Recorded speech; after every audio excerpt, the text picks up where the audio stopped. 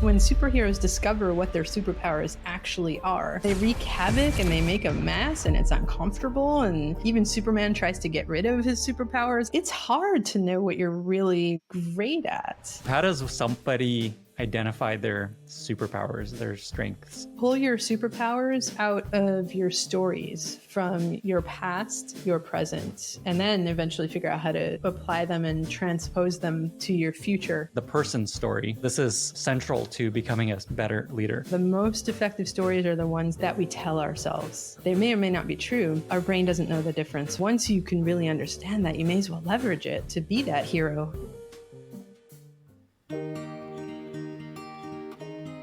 Today, my guest is Donna Lichaw. Donna is an executive coach, speaker, and best-selling author. She helps founders, CEOs, and executive teams level up their leadership skills and scale their impact while staying true to their mission, their purpose, and themselves. Donna has worked with leaders at companies like Google, Disney, Twitter, Microsoft, and Adobe, and she's also the author of the book, The Leader's Journey, which is what we spend our time on. In our conversation, we talk about why the story that we tell ourselves has so much impact on our success and failure, why knowing your superpowers and also your kryptonite is so important to your career, and how to identify these two things, how to reframe your feelings of imposter syndrome and actually use it as an advantage, how to identify your life goals, even if you have no idea what they might be, plus a ton of examples from her coaching practice of people unlocking their career using her frameworks and how they went about doing this, and so much more. If you enjoy this podcast, don't forget to subscribe and follow this podcast in your favorite podcasting app or YouTube. It's the best way to avoid missing future episodes, and it helps the podcast tremendously. With that, I bring you Donna Lichaw after a short word from our sponsors. Today's episode is brought to you by OneSchema, the embeddable CSV importer for SaaS. Customers always seem to want to give you their data in the messiest possible CSV file. And building a spreadsheet importer becomes a never-ending sink for your engineering and support resources. You keep adding features to your spreadsheet importer, but customers keep running into issues. 6 months later, you're fixing yet another date conversion edge case bug. Most tools aren't built for handling messy data, but OneSchema is. Companies like Scale AI and Pave are using OneSchema to make it fast and easy to launch delightful spreadsheet import experiences, from embeddable CSV import to importing CSVs from an SFTP folder on a recurring basis. Spreadsheet import is such an awful experience in so many products. Customers get frustrated by useless messages like error on line 53 and never end up getting started with your product. OneSchema intelligently corrects messy data so that your customers don't have to spend hours in Excel just to get started with your product. For listeners of this podcast, OneSchema is offering a $1,000 discount. Learn more at oneschema.co/Lenny. Let me tell you about a product called Sendbird, the all-in-one communications API platform designed for both web and mobile apps. In a world saturated with multi-channel communication, product teams are discovering the effectiveness of in-app communication. With Sendbird, businesses can elevate their in-app experience with decluttered and branded communication featuring AI-powered chatbots, one-way messages, chat, video calls, and live stream capabilities, all tailored for commerce, marketing, and top-tier support. Forward-thinking companies such as Hinge, Patreon, Yahoo, Accolade, and more use Sendbird to build in-app communication experiences that drive engagement, conversion, and retention. In-app communication has the highest conversion, highest engagement, and highest satisfaction of any communication channel. And when it comes to investing in this channel, trust Sendbird to take your in-app communication experience to the next level. Start today with Sendbird's free plan, and as a listener of Lenny's podcast, you'll get an additional 2 months of unlimited usage and access to all premium features, including creating your very own generative AI chatbot. Visit sendbird.com/Lenny to begin your free journey. That's sendbird.com/Lenny. Donna, thank you so much for being here and welcome to the podcast. Thanks, Lenny. It's exciting to be here. So we connected through a former colleague of mine who could not stop raving about how much value she got from working with you. Also, you have a new book out right here that I have, The Leader's Journey. And so I thought it would be awesome to bring you on and share your wisdom with a wider audience. Love the podcast. My clients love your stuff and Oh, newsletter, I'm hearing that. everything. So very excited to be here. Amazing. And congrats on the book, by the way. Thank you. You actually were a product manager in a previous life. You're also a designer in a previous life. These days, you're an executive coach. Just briefly, I'm curious what pulled you from product management, design, and the things you did before this life into executive coaching. And maybe another way to ask this question is what's your origin story? And this is a little foreshadowing to the stuff we're going to be talking about later. Actually, it's funny. Like all origin stories, there were actually multiple episodes, multiple moments that led me to an epiphany. But the biggest aha moment was when I was working several years ago, almost a decade ago at this point, with an executive team in Silicon Valley, and we were at a leadership retreat. And we were supposed to, at the time, I was facilitating a program on effective product leadership, how to be a great product leader, product executive. And the biggest thing that companies wanted at the time and teams wanted was their teams to be better storytellers. And it's still something we hear today, which is, to be a great product leader or leader in general in any industries, you gotta be a great storyteller. And so at the time I was teaching and facilitating storytelling workshops and exploring that with teams. And it was a few people on this team specifically who I so appreciate their honesty and candor here, which is what this giant tech company is known for, very blunt people working there. And they pulled me aside halfway through the offsite, and they were just like, honestly, storytelling is not going to fix our problems. This is silly. And what they were able to tell me is that their their leaders wanted them to be more effective by having greater influence. And these are terms that we throw around all the time. Be more influential and be a better leader, whatever that means. And what was happening on the ground with these executives was that they were all fighting. So, I'd hear, oh, the head of engineering is such a jerk, or this person won't listen to me, or my team is demotivated and I get it, but they need to step up and work more. And there's just a lot of conflict going on here and there that storytelling wouldn't fix. Like when that happens, and I talk about this in the book about a bunch, no one wants to hear your stories. You have to actually be able to connect with people and to work with people and feel good as a leader in order to really step up and lead. I didn't have an answer for this team at the time. And I left this offsite just honestly feeling terrible and not knowing what to do about it, except telling them, I think you got to go work with a coach because this is, this is beyond my pay grade. But when I left that day, I just couldn't stop thinking about this team because I had a hunch that stories were still a part of something, but not what they needed. Telling stories was not the answer. And so I ended up spending what now is the next decade figuring out, all right, how do you become an effective leader? And of course, because I can't do anything lightly. Once I went down that path, I ended up switching up my entire business. And now that's all I do is help people be better, more effective, confident leaders who really make the impact that they want to make. So along those same lines, what's interesting is you actually found that this idea of storytelling was actually much more effective in your coaching practice. Instead of helping them figure out the story of their product, it's the story of the person. And so kind of transitioning into the meat of your approach to coaching, I think you call it story-driven leadership. Essentially, your finding is that story and the person's story is extremely important and powerful in helping them level up as a leader and also seeing them as the hero of their story. So I guess just with that foundation, you just talk about why that is so powerful, the idea of figuring out your own story and why you need to be the hero of your own story and just what all this means. We all as humans want to be the hero of our own story. It's how we live our lives. It's how we make choices. It's how we understand the world around us. And it's how we communicate to the back to the world. With leadership, it's much the same, which is we have a mission that we want to accomplish. No matter how big or small, it's something. We're driven to do something. If you're a leader, you want to be a leader, you have to be taking yourself and you have to be taking people somewhere. We also have obstacles, so that's a part of any great story. There are challenges. It shouldn't be easy. It shouldn't be so hard. That you fail. That's a tragedy. But there are challenges, and it makes life more exciting. You don't do it alone, so it's rare that a story just has a single individual. It happens, but that's not most of life. And there are other elements that I ended up uncovering when I looked deeper into what makes the most effective leaders effective.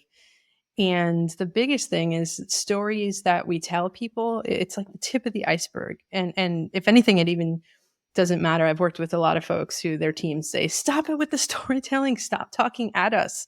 And they don't want any of that. But the most effective stories are the ones that we experience as we live life and that we tell ourselves as well, because we have the ability by saying things like, oh, I'll never succeed, or oh, she'll never go for it, or he's such a jerk, or whatever the stories are. These are all stories, and they may or may not be true.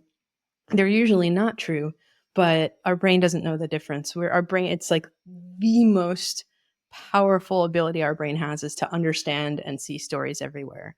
And so once you can really understand that, you may as well leverage it to be that hero in your life. And even as I say it out loud, it sounds so cheesy, but it's true. This is neuroscience and psychology. Like, we just want to be the heroes, and that's what our focus is.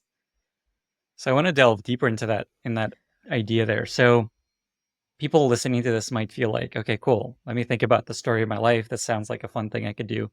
Yeah. But I think your point is this is central to becoming a better leader, figuring out the story of you and kind of that changing your perspective on yourself and giving you more, like unblocking you, I think is a big part of it. You just talk about more just like the power and why this is so important, because it's not just like, cool, I'll sit around and think about, oh, here's my story. I was born here. I did this thing. Why is this so important to do? It's a little antithetical in a way, because it sort of it goes against what a lot of us believe, especially if we have, I'll say, product backgrounds or just business backgrounds or tech backgrounds or anything where we've built things for people. For years, we've had this idea that we build companies in a user centered way, where, all right, build for the customer first and all else will follow. And there's some truth to that on the one hand. And I used to think leadership was the same, which is, well, it's not about you as a leader. It's about who are you bringing along on your journey and how do they need to be heroes? So how do you enable everyone you work with and everyone you want to follow you to join you and feel amazing with it? That's the kind of user-centered approach where it's not about you, it's about who you're bringing with you and the impact you want to make. But what I learned is that it doesn't work that way. And you need to flip that, which is when you start with you first at the center of the equation.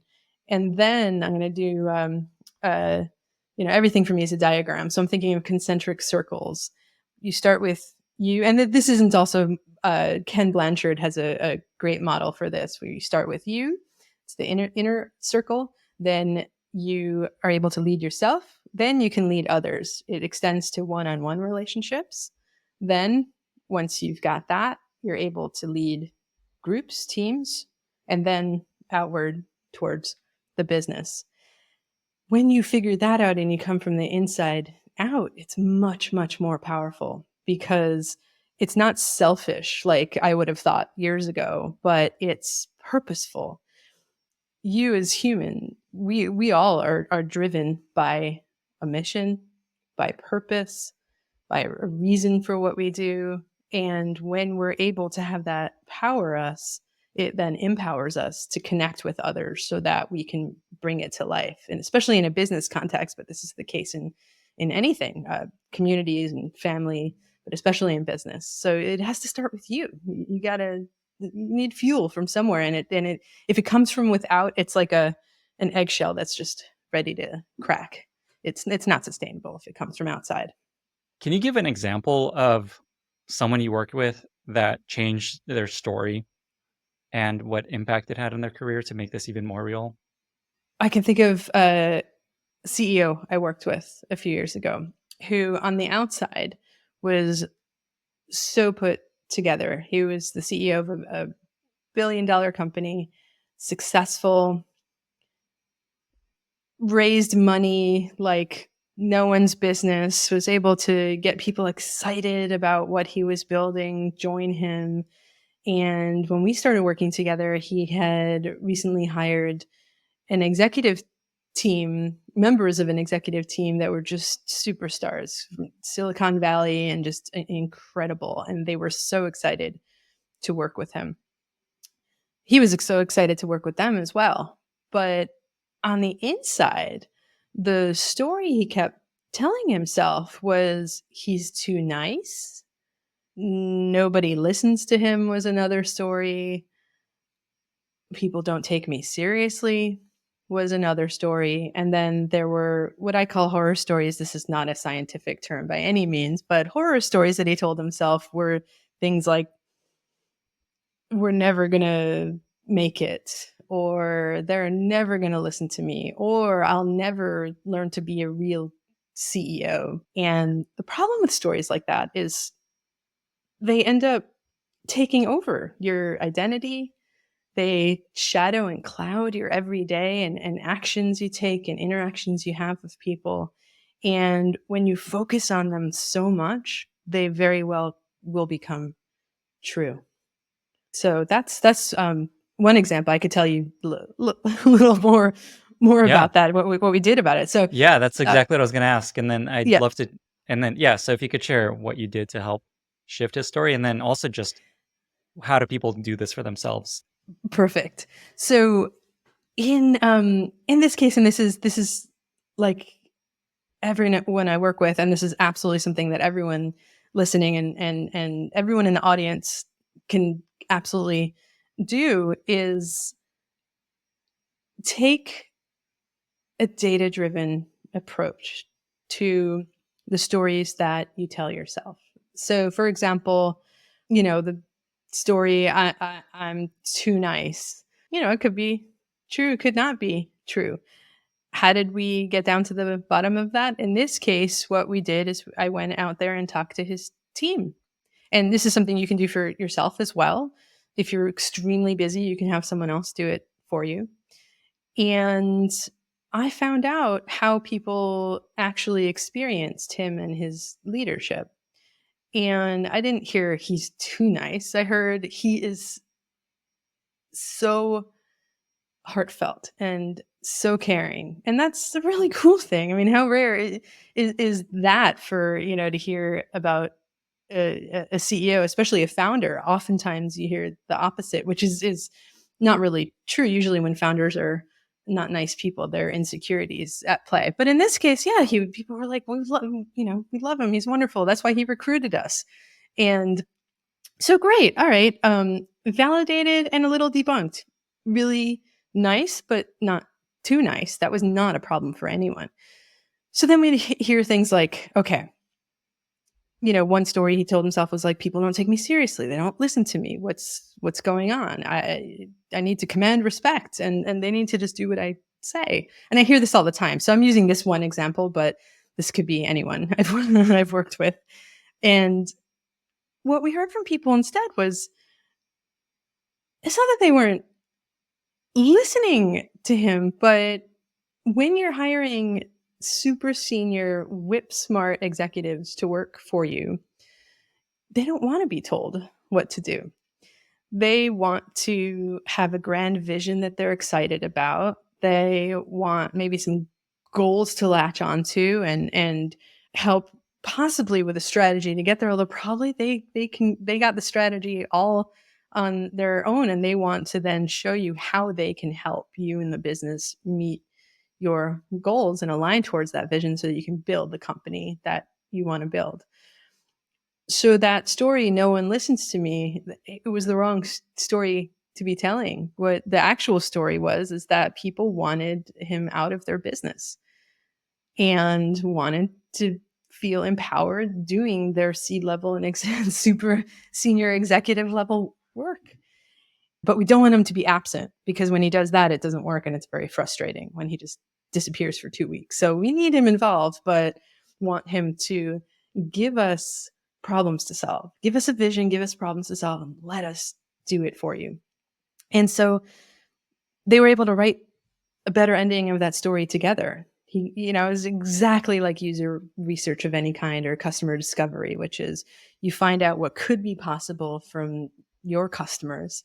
And then you co-create a better ending together. If you're building products or services, that's how you do it. If you're a leader, you do it by showing up and helping others do what they need to do in a way that feels good for you and that aligns with how you want to be doing things. And so this is one example, but I find using real research and data and actually talking to people is most effective. There are other ways to take best guesses, and I'll use the product metaphor again, which is, you can try things and experiment and then see how it works and not talk to your users, but you should probably talk to your customers. In other words, your colleagues and everyone who works for you, and really find out what is the true story and what is possible. There's all these stories that people believe about themselves. And to your point, many of them are not true. When you actually look at the data, you talk to your customers, aka your colleagues. I imagine many are actually true, or there are Yes. feedback you get that is like, you are not clear enough about stuff. Like there's things that you actually hear from other people. Does this approach help there as well? Or is there a different tactic for something's actually okay? You are actually too nice. It's not just a story in your head. Absolutely. There are times when the stories that we tell ourselves are true. And when we go out and find out what's possible, it is something that we're doing that needs to change or isn't working. And so, one example is, and this comes up sometimes as well, one executive who I worked with once kept getting this feedback that she was too quiet.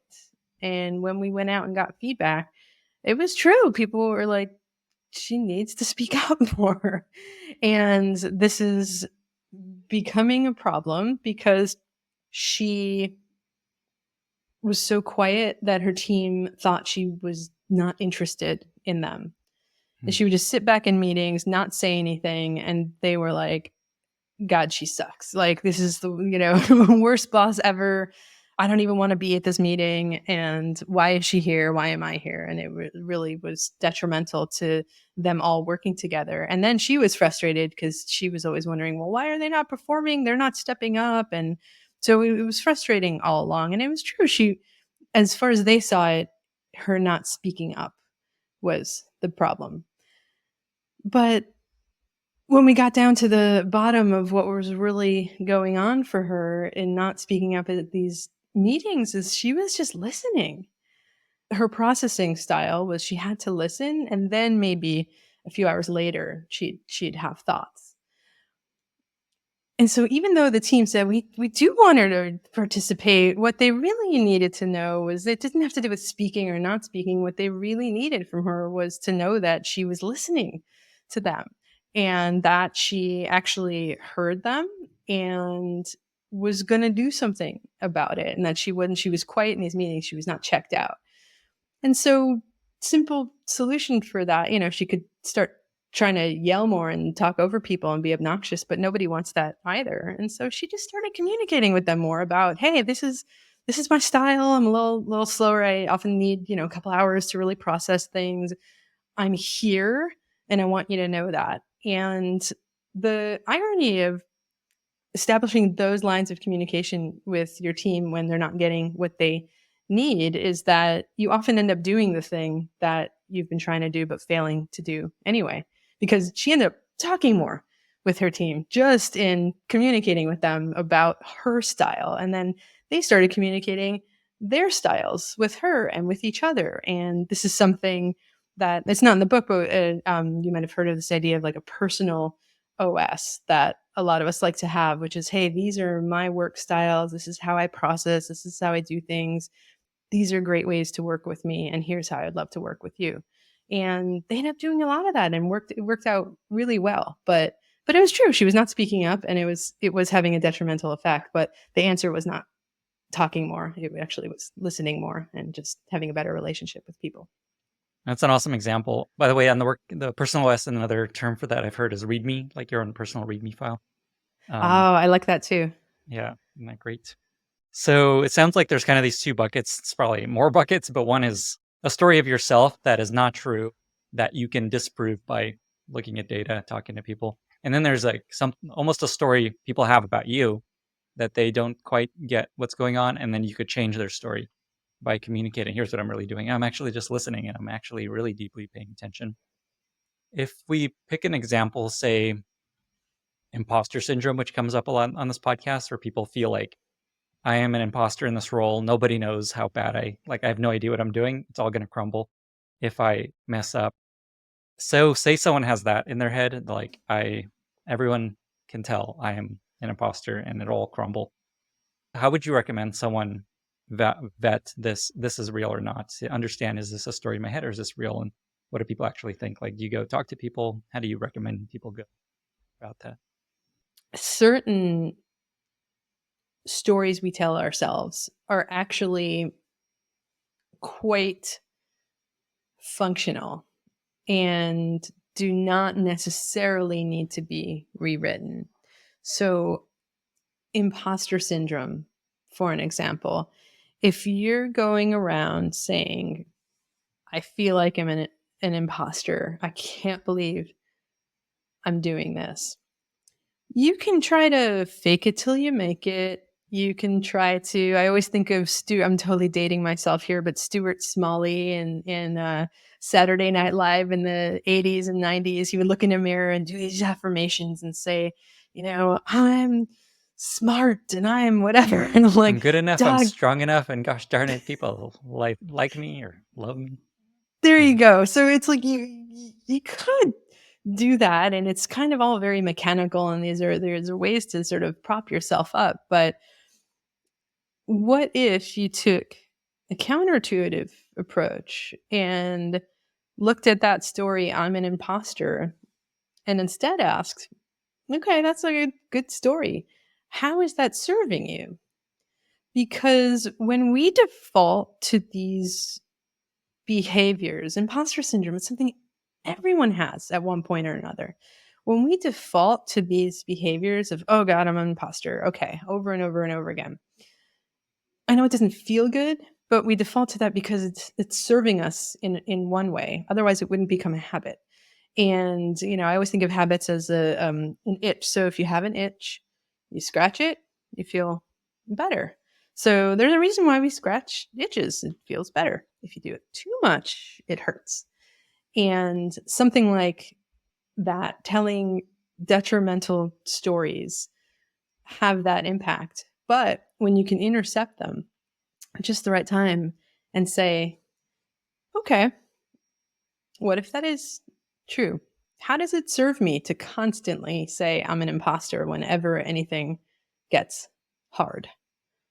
Well, there are one co-founder I worked with a while back, she did this whenever things got too hard. And then she was convinced, and founders have this a lot.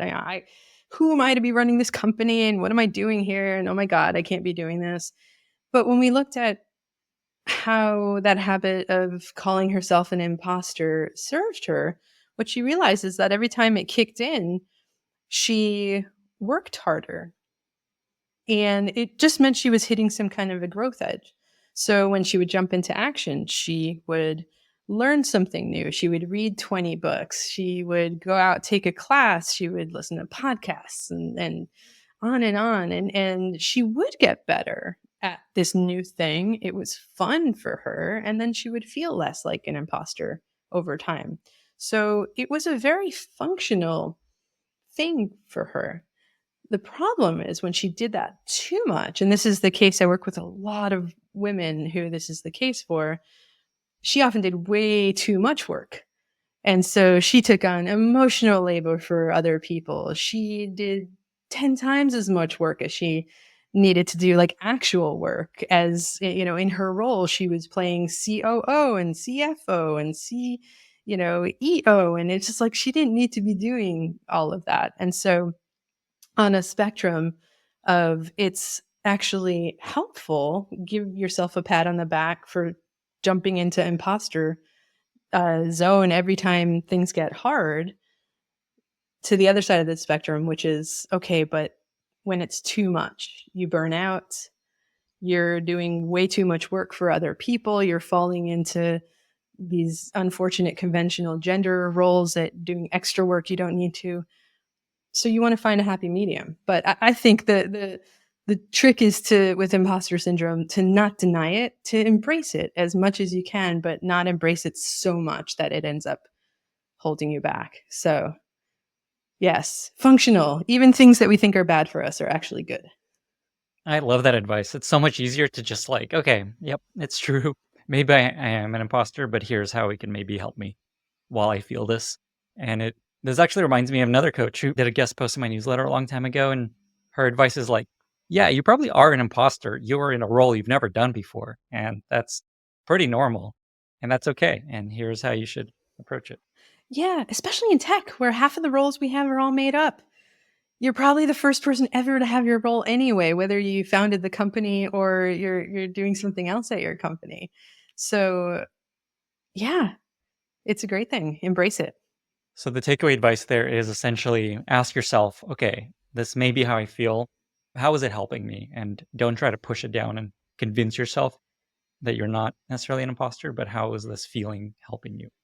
How is it serving you? It's what I have a whole chapter on kryptonite in the book, which is it's what I call kryptonite, and I use superhero metaphors pretty heavily in the book because I'm, I guess, a grown child and I like comics and superhero stories, but and so are my clients. So I think because I work in tech, I get to do that. I get to do this, but I liken it to kryptonite, which is what the things that we think harm us, actually, when we look at how they serve us, they can serve a function. Like kryptonite for Superman, it's how people are able to operate on him. They use a little kryptonite so they could get in there and do some surgery and then get out. So it serves a function, but it's when it's too much, that can be detrimental. So yeah, how does it serve you? It's a question that it's so important and so powerful.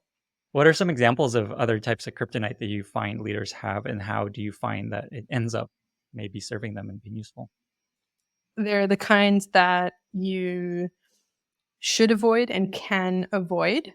So, for example, scheduling things is my kryptonite, but I do meetings for a living and I love being in meetings, strangely. And so not scheduling is not an option, but there are ways around it. So I automate everything, and some people hire assistants and there are ways to do it.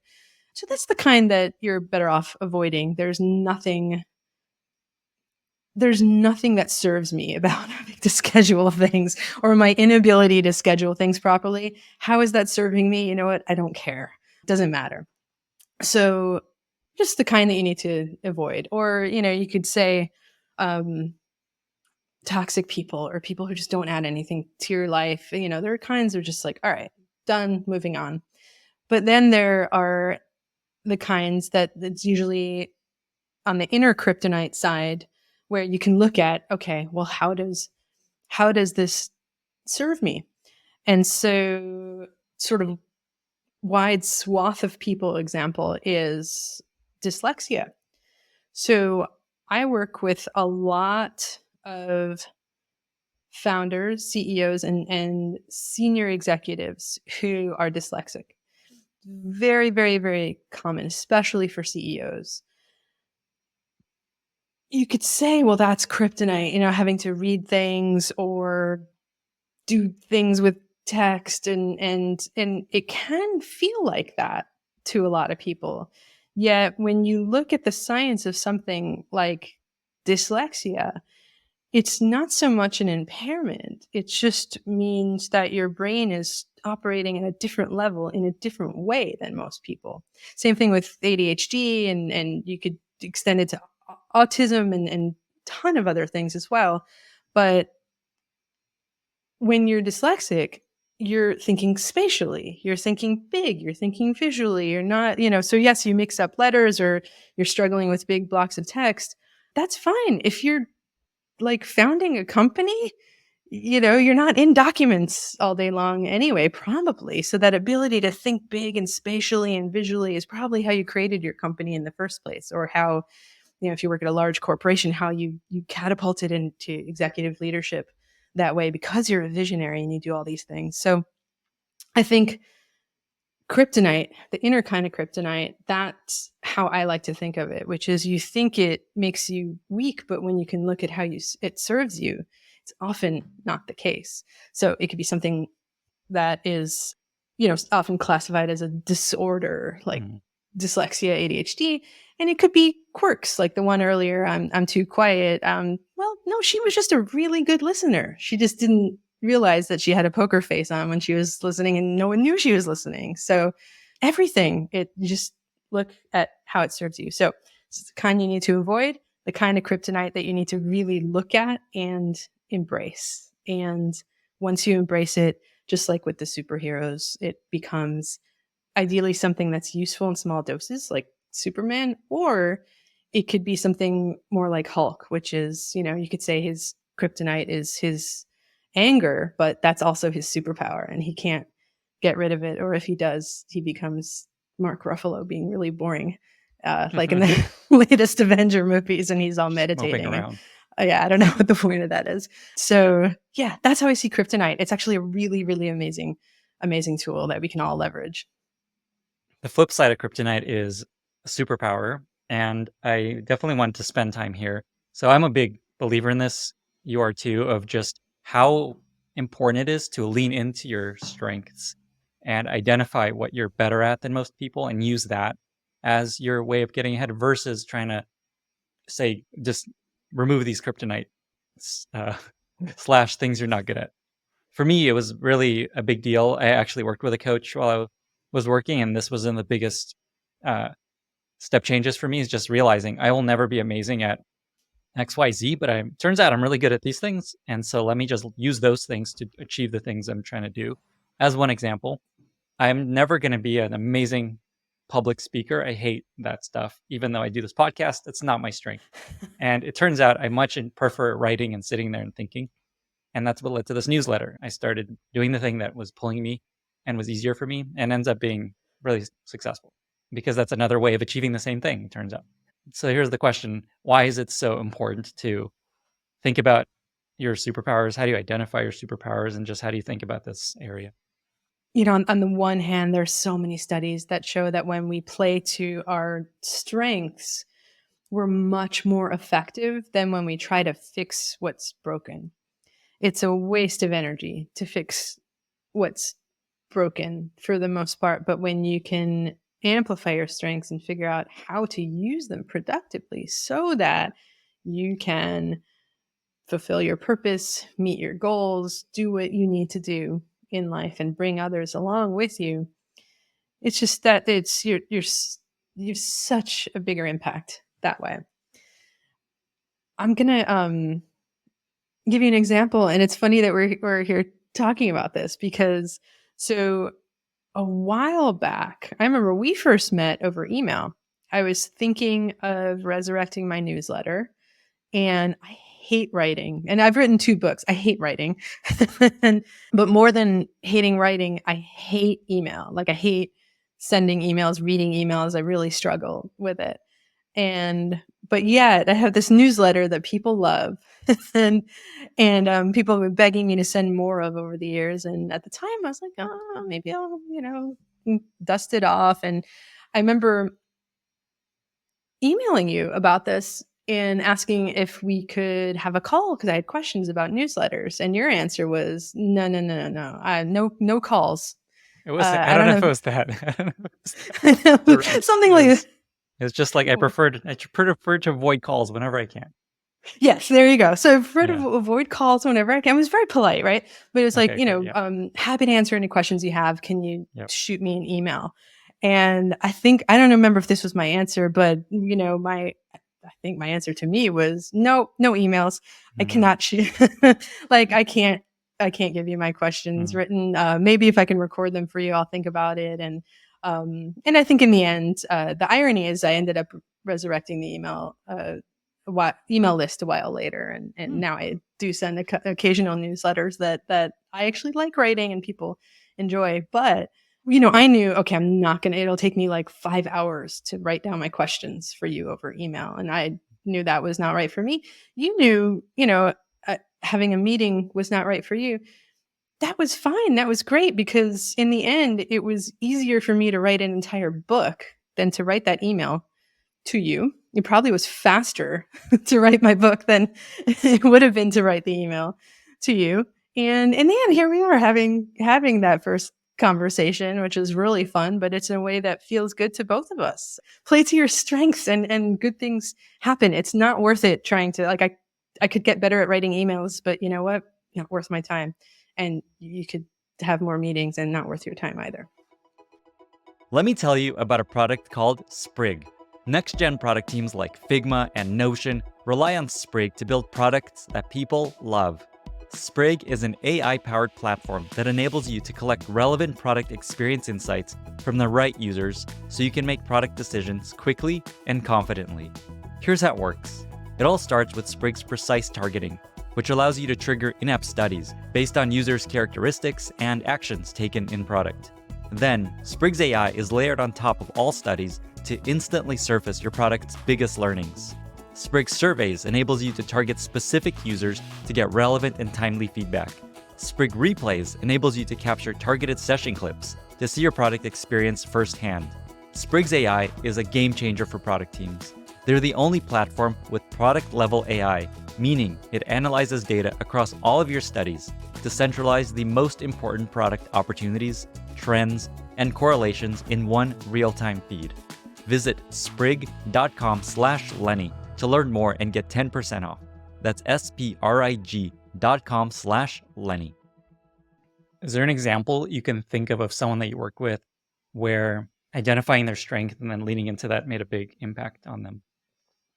Gosh, I see this all the time. I especially see this with founder CEOs because there's this very heavy misconception that when you are, again, catapulted into some kind of senior leadership position, that you're supposed to be a certain way, and you're supposed to be loud and opinionated and controlling and tell people what to do. But I've worked with some amazing CEOs who are just incredible listeners instead. And it's the same thing, which is they embrace what works for them and they don't try to be what they're supposed to be. Well, they have to learn that. And I think of Bob Iger as an example from Disney. He's I haven't met him. I know people have met him, and I just always hear such a sweet person, so nice, and such a great listener. So like you can control the world and do it in your way. And so yeah, I see this all the time. Any of your strengths, they operate again on that continuum with kryptonite. But if you can figure out how to leverage them and really be comfortable with them, cool things happen. Cool things happen. The big unlock for me was realizing that you can achieve all the same things using different strengths. Like you can be an amazing CEO being very loud, charismatic, visionary. You could also be a great CEO being very quiet and thoughtful and deliberative and working in small teams versus like, hey, everyone, well, listen to what I have to say. Exactly. Okay, so how does somebody identify their superpowers, their strengths? I know there's some tests they could take. Very tactically, what do you recommend people do? What do you send them to figure out, here's what I'm really good at? There are tests out there. I have personally not found them as helpful, but some people love them. And so if you've ever taken a strengths finder test, or there's a VIA character strengths test, I think it's called, those are the two most popular. And you can, just take a multiple choice quiz and it'll tell you what your top 5 strengths or characteristics are. And I don't find it useful because if I just get a list of things, I will never remember what the list is, and it also has no context for me. And so what I do, and what I find works better for my clients as well, is to pull your superpowers out of your stories from your past and your present, and then eventually figure out how to apply them and transpose them to your future. But if you look at your peak experiences from life, from work, but especially from life, because even if you want to be a better leader in a work context, the difference between work and life, it's very blurry. So it's better, you're better off not separating them. But if you look at your peak experiences from your past, so I would go back to when you were a kid. What's something you did when you were a kid, like a project you worked on or something you were a part of that completely, totally lit you up and that you were so excited about? And I would then look at something from your more recent past, like what's a project or something you worked on in the last maybe 10 years that you just jazzed you up and you were just so excited to do. And then I would also look at just how did you get into your line of work, the thing that you're doing now? What's that meandering path? And when you can look at these three stories as moments in time and you can kind of lay them on top of one another, what you see at key moments is your superpowers popping through. And they're the things that empower you to make an impact. They are the things that do make an impact. And so an example I'll give you is one of another executive I worked with a while ago. She kept being told in those dreaded 360 reviews at her company, they were obsessed with, this is another big tech company. They were obsessed with superpowers at this company. And so she would get these 360 reviews from her team telling her what her superpowers were. And so they kept saying, attention to detail. And she was like, what on earth? I hate details. Like, that's my kryptonite. I cannot deal with details. Yet they kept telling her, wow, you're so great. You have this attention to detail. And then they kept giving her more detail oriented stuff to do. And she's like, I want to be, I should be doing strategy and high level stuff. What is happening here? And so, with her, when we, she could say, my strength is strategy. And I hear that all the time. I'm a strategist. Like, that's not what is that? It doesn't even mean anything. It's not a superpower. Like, it may as well say, I don't know. It just, that means nothing. But when we looked at her past and her stories, what we were able to pull out is that she was really great at connecting things together, connecting themes, connecting pieces, trends, and connecting people, connecting ideas together, and then connecting people to ideas. That's when she was happiest, and that's when she was most effective. And so eventually, that being a connector, it was her superpower, one of her superpowers. It also became part of her identity. And over time, she was able to shed that whole great attention to detail thing as she just started embracing that ability to connect, and it made her much more effective at her job in the end. So yeah, look to your past and you can pull out key moments and see what your superpowers are. We'll link to these tests that you recommended just for people to explore. I took a couple of them and they were actually really useful to me. So I think it's, if nothing else, it's a good little context to have while you do this other exercise. And I don't know if I got this right, but one is think about peak experiences in your life, including like Yes. childhood or like mostly adult life. Do you recommend? Yeah, I would go back as far as you can. Definitely Mm. childhood. And peak being Childhood. like amazing, like happy experiences. Is that what you look for? It doesn't have to be happy or sad. It's just you were at your best. It lit you up. Mm. And so, for example, like one, I mean, I have a few, but well, no, let me ask enough about me so other people can hear this in action. What is, when was a time when you were younger or a kid or any time in the past when you were just at your best, really, really lit up doing something that just fueled you? To me, I guess I think of not necessarily an specific example, but just like accomplishing things always gets me energized. Like I did this hard thing, like selling my startup. That was a peak experience. There we go. There's one. Selling your startup. Yeah. Okay. and starting the startup. And starting the startup. What compelled you to start the startup? I always had this goal of I want to start a company, which is a terrible reason to start a company. But I had a goal. I wanted to start a company. So I had set this goal in 2 years, I'm going to leave this job and start a company. And 2 years later, that's exactly what I did.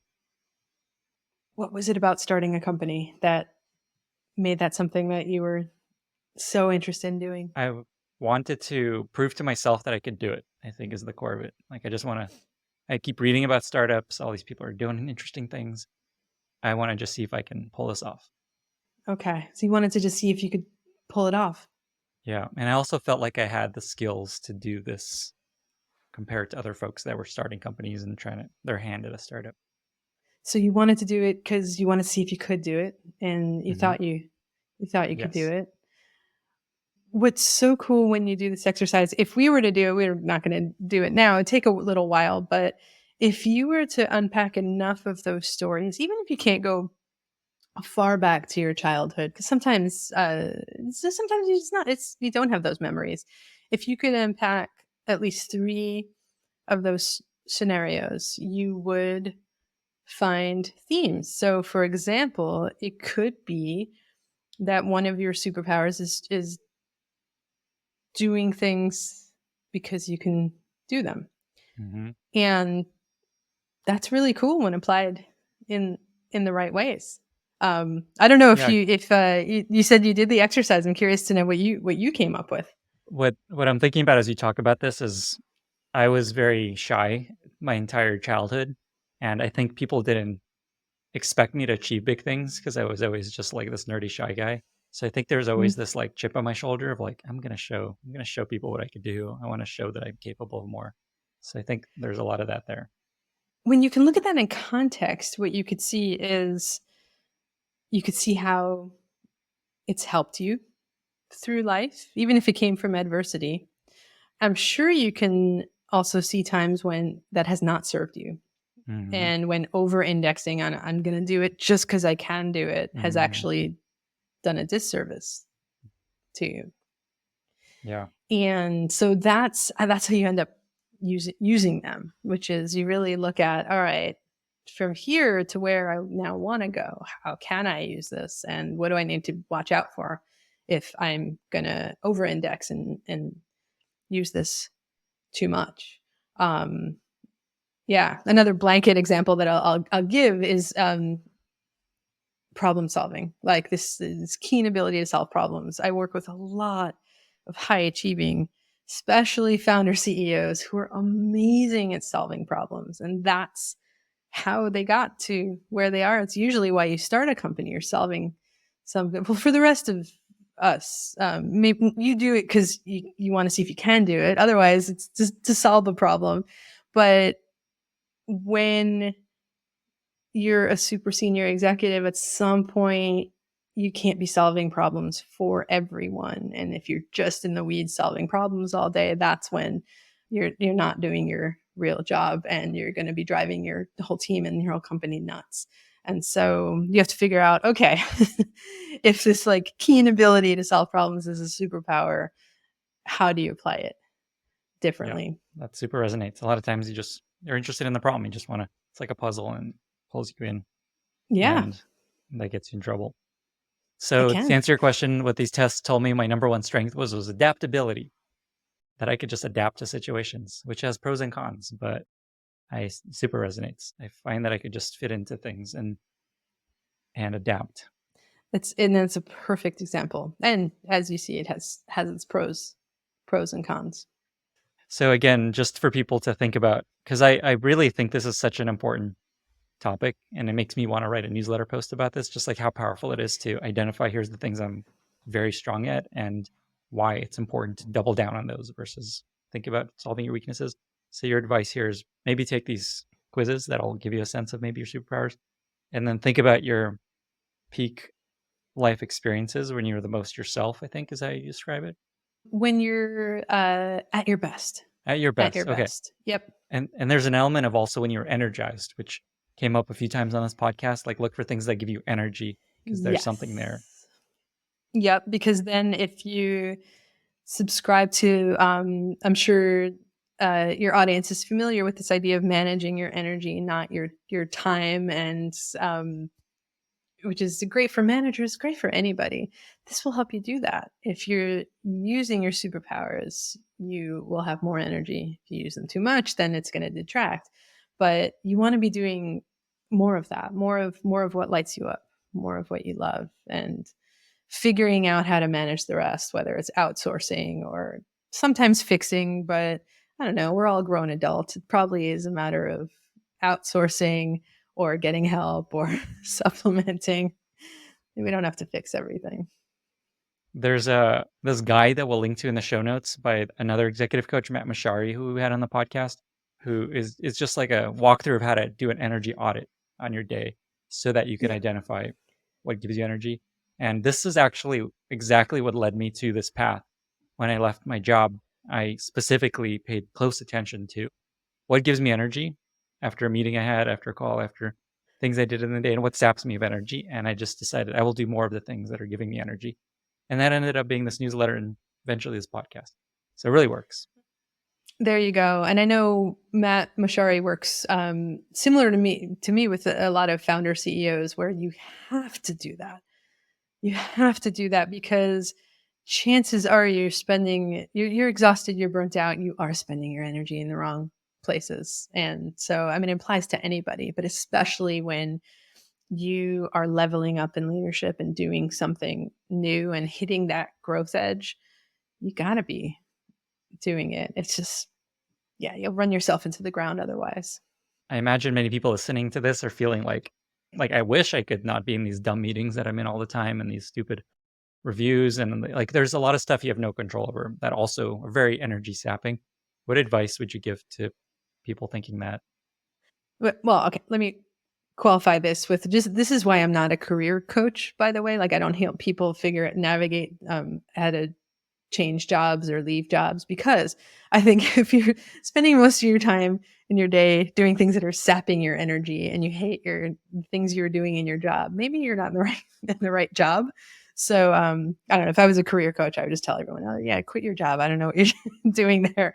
But there's a lot of truth to that, which is, if there are things that you can control energy wise, great. Manage your energy, not your time. If there's really nothing you could do about it, and it's the context and it's the situation, then your next best thing is trying to figure out how to change the context or the situation. So I'm pretty ruthless there. I think this is what I still bring from product management. I'm ruthless when it comes to, prioritizing things. I love it. Ruthless prioritization. Yeah, there you go. This reminds me of a Steve Jobs quote that I love. Of his advice is just, if you wake up every morning and you're feeling dread for the thing you're doing, it's okay to wake up sometimes and feeling that and feel like, I'm not excited about this day. But if it keeps happening over and over and over and over, that's a sign that maybe you should make a change. Yeah, I think there's something there. And actually, I mean, to bring this back to kryptonite, if it's something little, like let's say Zoom fatigue, for example, I know it became definitely a topic when the pandemic hit a bunch of years ago, but I've been working remotely for years, and even pre-pandemic, and I'm in meetings all day long. I love it. I love working with my clients. We can't always, and they're all over the world, so we can't always travel to be with them. We do sometimes. They can't always travel to be with me, but the video is the next best thing. But it can be exhausting. And so, does that mean I'm not just never going to have video calls ever? No, because I love what I do, and so I've discovered little hacks for that. One, which is like, don't schedule too many meetings a day.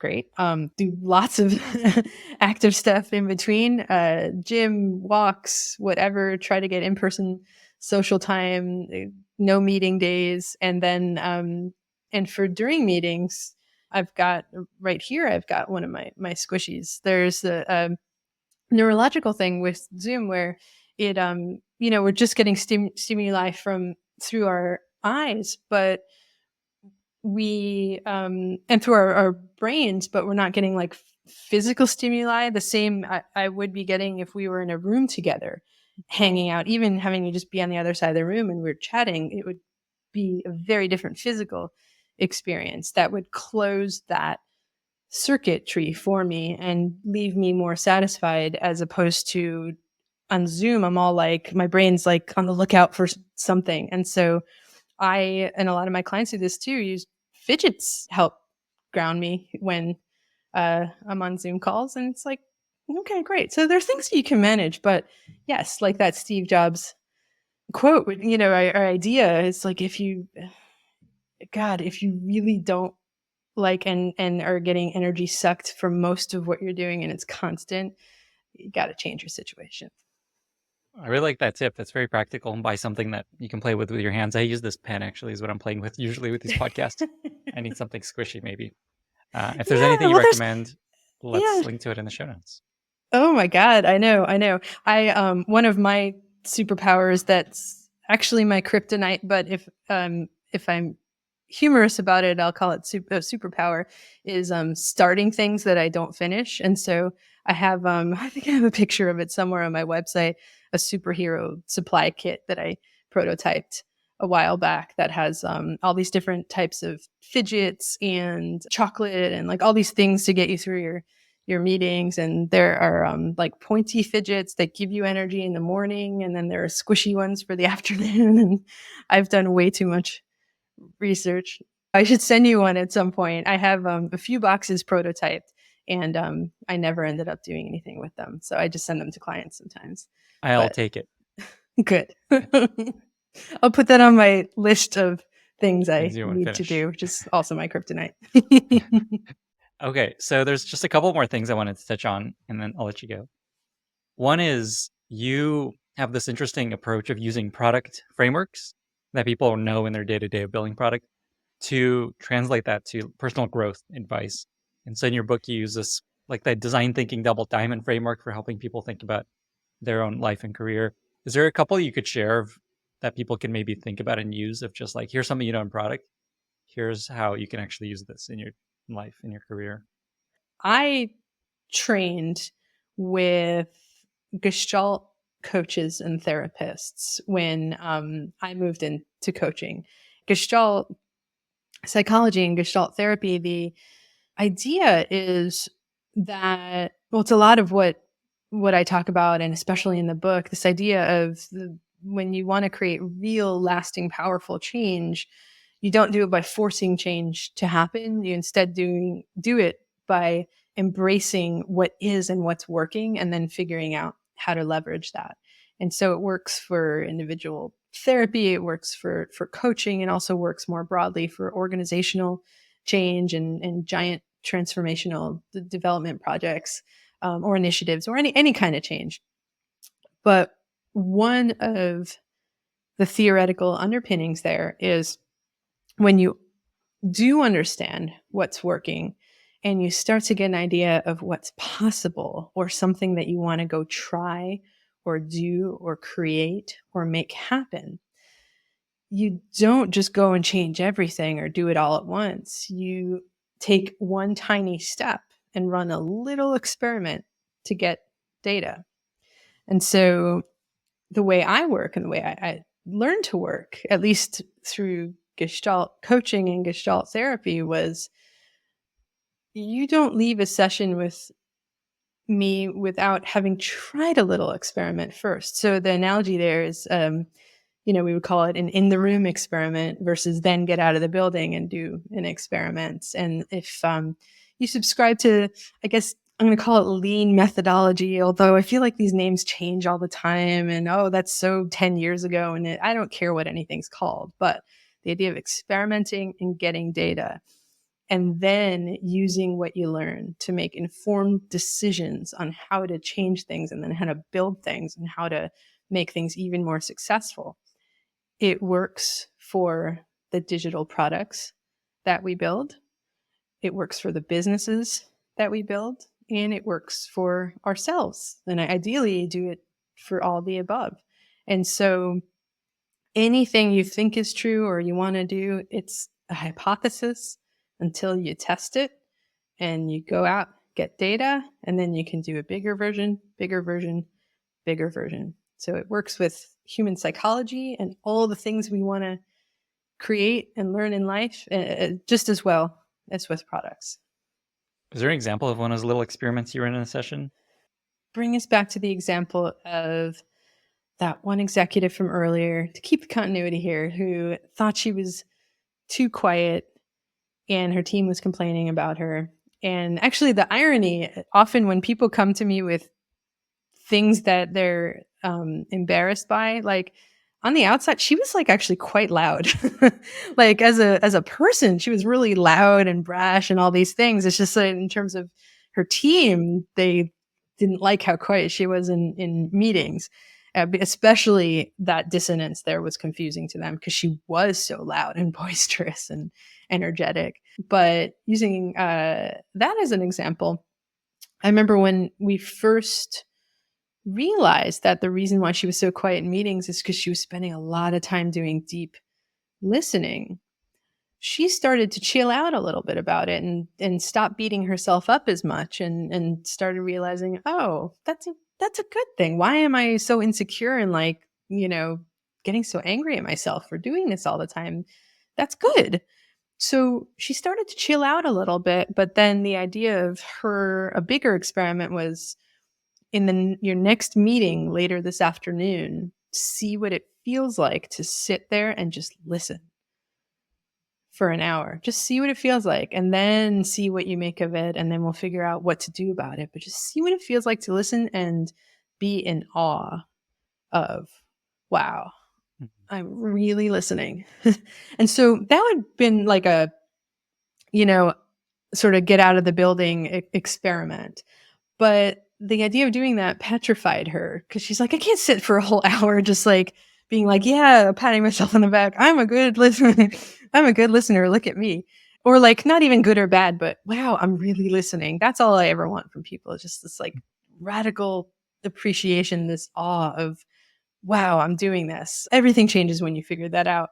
But we decided to run a little experiment because that was just, why waste a whole hour of her life when we could just do something in 30 seconds in the room right now. And so we tried a little role play of like, all right, what would it be like to just sit here for 30 seconds and I talked about I don't know what and just listen to me. We're having a meeting. What does it feel like for 30 seconds to do that?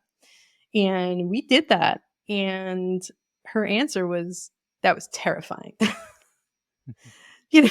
Like that was god awful. Like, oh my God, I have to do that for a whole hour. And eventually over time it got easier. It was very uncomfortable. I mean, this is where I'll bring up the whole superhero analogy again. In superhero stories, when superheroes discover what their superpowers actually are, they don't just say, "Oh, thanks for this gift," and then run and save the world.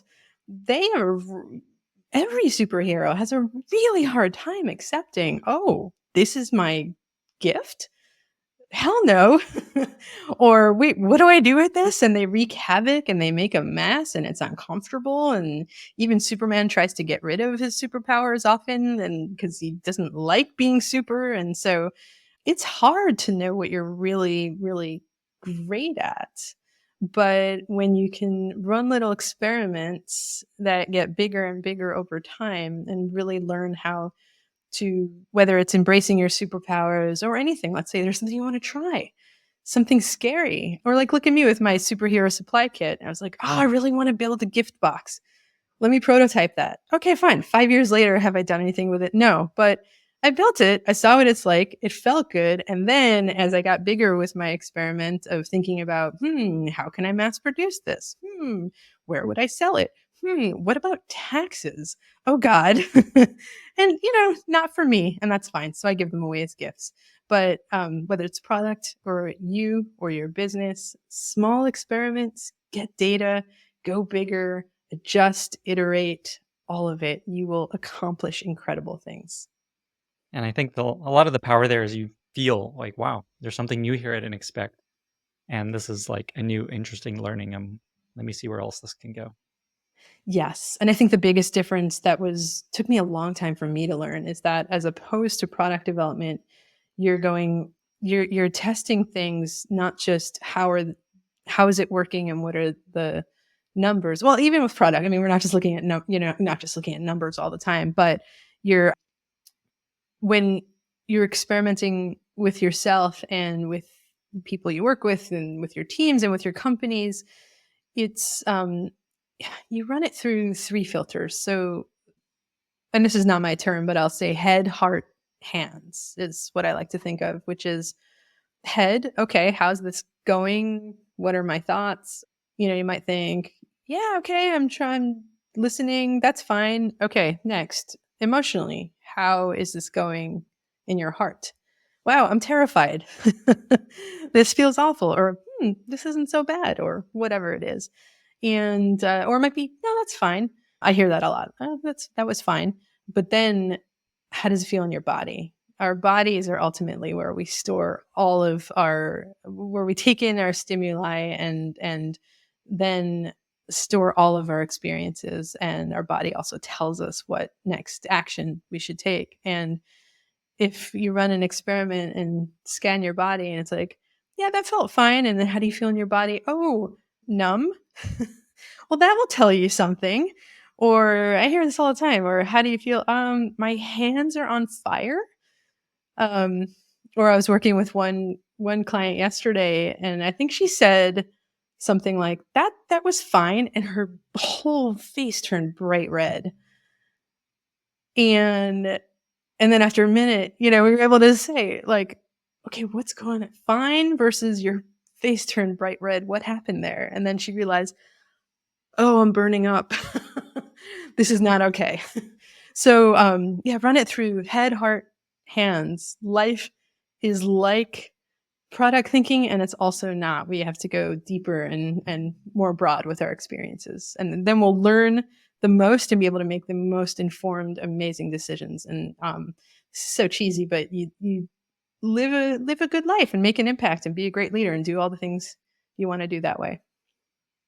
Beautiful. The point you just made about how much of our thinking is driven by our body. We just had a whole episode on this a few episodes ago with Johnny Miller, where we talk about the nervous system and how most of our neurons go up to our brain versus down from the brain, and our body's telling our brain what we're feeling. So there's a lot.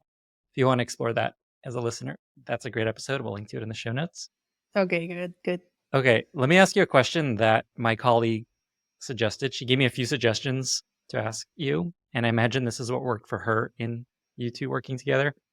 So, question she had is, how as an executive coach do you help identify / bring out goals or wishes that people have in their subconscious but are unable to realize or articulate? Start with the ending. Come up with how you want things to turn out, and then work your way back. And start as far out as you want. It could be, decades from now. It could be 5 years from now. It could be 3 years from now. It could be a year from now. It could be a quarter from now. You could do all the above. And really imagine, close your eyes, imagine you're there. Engage all your senses. What do you hear? What do you smell? What do you see? Who do you see? What do you feel emotionally, physically? And what are you doing? What have you accomplished? What's amazing?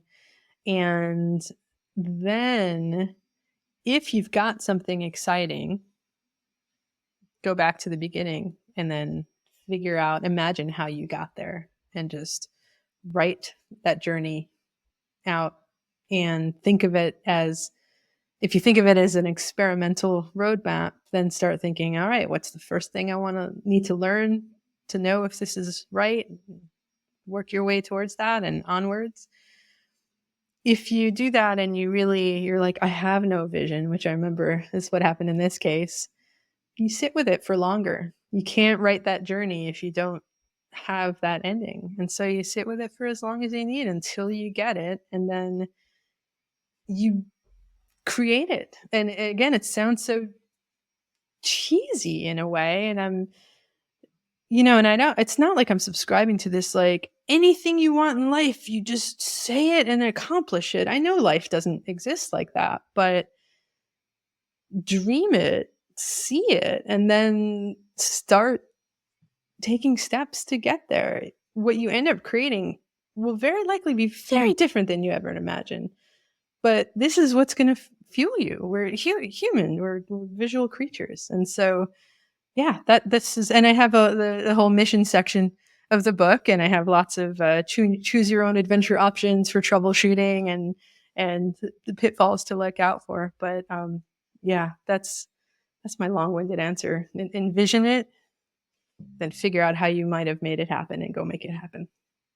I was going to say, this is a great tease for a part of your book we didn't get to too much. So a good reason to go buy the book. Yes. Something I was going to say as you were talking is with this coach I worked with once, we did this exercise and I was like, okay, in 5 years or maybe 10 years, I'm not working anymore. Here's what I'm doing. I'm living here, family. She's like, everyone in tech is like, in 5 years, they're not working anymore. They're just like done. They're retired. Everybody's in that. That's their future, which is not obviously Yeah. realistic, but it's hilarious. Yeah. I remember years ago, 10 years ago, I was like, 10 years from now, I'm definitely not working in tech. Definitely not working in tech. And then here we are. But it's funny how things end up. But what matters is that you're clear on the impact that you want to make and how you make it. Who knows what'll end up being the case, but and that you're doing it true to yourself. And impact is another chapter in your book, which we also Yes. didn't get to. So there's a lot of So many content. teasers. Yes, go buy the So many book. teasers. Donna, is there anything you wanted to share or leave listeners with before we get to our very exciting lightning round? No. This has been it's been so delightful chatting with you. No, nothing else. Well, with that, we've reached our very exciting lightning round. Are you ready? I'm ready. First question, what are 2 or 3 books that you've recommended most to other people? Here's a funny thing is I used to have all these different books for different topics. I'm going to give you the worst answer, but it's true. All these different books for different topics, and similar to when I was working in product, I had all these different books and whatever. And then eventually I realized I need to write the book that I really want to recommend. And so I did that with my last book, The User's Journey, which is all about product development. And this sounds so conceited, but I really believe it. I now recommend my book the most. And it combines all my favorite ideas, philosophies, books out there. And you can check out the bibliography to see all the 30, 50 books that you can read otherwise.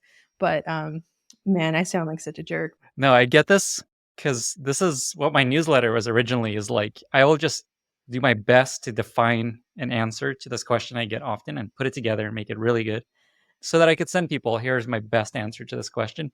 But every time I do that, they're like, oh, brother, just like Yeah, sending your own blog post to me, like, just tell me what an answer. I'm like, but I've written the best version of it here. This is going to answer everything you're looking for. So I go through exactly. the same pain. Okay, next question. Do you have a favorite recent movie or TV show that you've really enjoyed? A show I've been watching recently, and I feel funny saying this because the fourth season was on recently, and I didn't enjoy it as much, but the first few seasons were so much fun. Was For All Mankind on Apple TV. Have you seen it? Yeah. It was so much fun. It was all like, what if the space industry was like in an alternate reality, and the last few decades were different than what they were. So that was very fun. And if you, for work stuff, you could always. A lot of my clients love watching Ted Lasso for all the leadership stuff, and it's just such a sweet show. But yeah, For All Mankind is recent. That's really fun. Next question. Do you have a favorite interview question that you like to ask? Usually this is meant for people interviewing candidates, but is there anything that comes to mind when I ask this question? The question I always ask when I'm interviewing clients, because if I'm not excited about what you're doing, we're not going to work together. And if I want to know what that is. And so imagine it's a few years out, and you've had the best, however long, year or 3 years of your life. What would you be telling me? And I like to add a twist to that, which is from Benjamin Zander in a book called The Art of Possibility, where he, with his students, he used to say, give yourself an A. If you could give yourself an A at the end of the semester, what would you be writing? Like, write the ending. And so I love doing that with clients, just seeing what could be possible that we could create if we work together. Same thing with job candidates, although it's reminding me one of my first jobs I ever got out of college. This is in the early .com days. I remember who became my boss, he asked me that question when he was interviewing me, like where I saw myself in 5 years. And I remember at the time, my answer was not here and hopefully making documentary films. And this is like a .com job. But like in hindsight, I can't believe I answered it that way. I was like, yeah, I'm going to be doing something else in 5 years. And he loved it so much that he hired me like on the spot. On the spot, and we're still friends many decades later. So yeah, that's my favorite interview question all around. It's similar to a question people often use in product of just what is the ideal experience what's the perfect version of what we're building, and let's work backwards from that, or what's like the 10x version. Exactly. Or if you want to add to that, like if you could wave a magic wand, it's the same kind of thing. What could be possible? Yeah. I love the leveraging of product thinking always into coaching. I love it. Next question. Do you have a favorite product that you've recently discovered that you love? Maybe you already mentioned the squishy thing. Maybe something else comes to mind. My fidgets. All my fidgets. I have so many different kinds. They're so much fun. I'm sure I have a better answer somewhere, but yeah, I would say if you can point us to your favorites in links, that would be awesome. I'm sure people are curious what you've discovered. I curate them. I will definitely do that. Amazing. They all have. And there's also the long one, the sticky monkey noodles. Beautiful, so many. Purple. So many. Amazing. Do you have a favorite life motto that you often find yourself coming back to, sharing with friends or family, either in work or in life? It's a phrase that I got from one of my mentors, and I teach it to all my clients, which is, her catchphrase is, isn't that interesting? And I have it as a sticky note on my, like a physical sticky note on my computer monitor to remind me, what it reminds me to do is get into what Gestalt folks call an optimistic stance.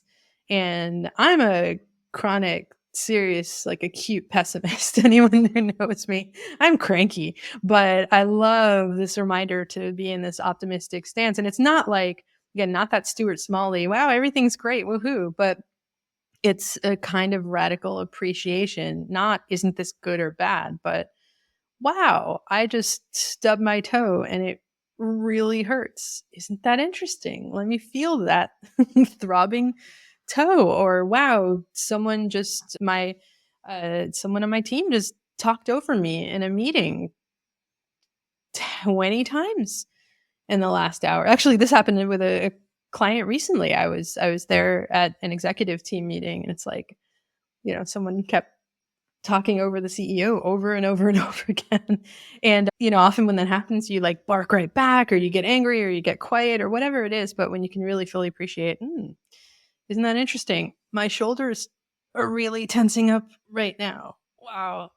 Whatever's going on, you often have more informed, not often, you will always have more informed, mindful actions that you can take or not take. And so this is like, you can't pay me to meditate or anything or do yoga, but mindfulness, yeah, if you could just think to yourself, isn't that interesting? Anytime something extreme happens in life, you will be shocked at what you learn and at what you do accordingly. Very Buddhist, non-judgmental awareness. Exactly. It's exactly not deciding it's good or bad.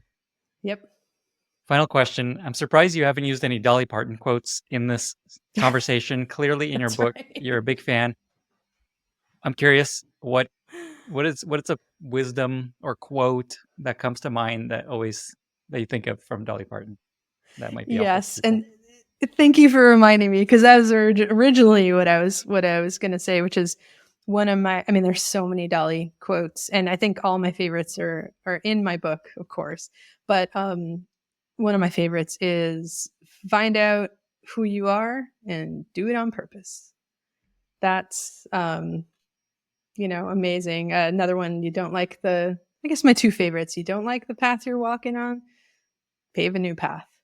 What more in life do you need than that? There's all, Buddhist and Gestalt and mindfulness or whatever, but you could just do what Dolly does and you'll be all good. Donna, thank you so much for being here. 2 final questions. Where can folks find you if they want to reach out, maybe work with you? And how can listeners be useful to you? Great questions. As always, the best way to find me is through my website, donnalichaw.com, and that'll be in the show notes as well. And reach out to me for a conversation. One of my superpowers, that's also my kryptonite, is accessibility. I'm that author who will always email you back, even though I hate emailing, always email you back within a day if you send me an email about the book. Same thing about working together. I always make time, or even just conversation. I make time for any conversations with interesting people if it is exciting to both of us to make it happen. So find me on my website, donnalichaw.com. I've also got tons of free stuff there that you can download as well. Everything that we talked about today, a lot of things that we talked about today are available there to play with as well. Amazing. I think we're going to create a lot more superheroes with origin stories, superpowers, kryptonite, missions, impact, all the things we've written about in your book. Donna, thank you so much for being here. Thank you, Lenny. This was a treat. Bye, everyone. Thank you so much for listening. If you found this valuable, you can subscribe to the show on Apple Podcasts, Spotify, or your favorite podcast app. Also, please consider giving us a rating or leaving a review, as that really helps other listeners find the podcast. You can find all past episodes or learn more about the show at lennyspodcast.com. See you in the next episode.